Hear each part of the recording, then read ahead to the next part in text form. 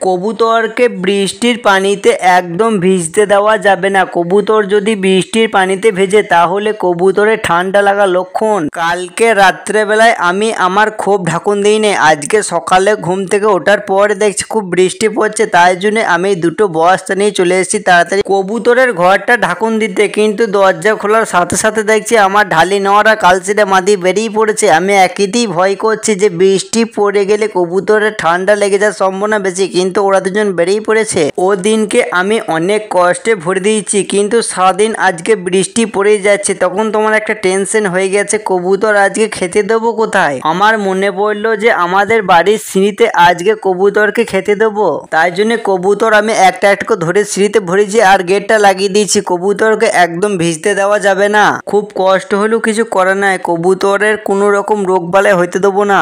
কারো কবুতর যেন বৃষ্টির পানিতে না ভেজে, সবাই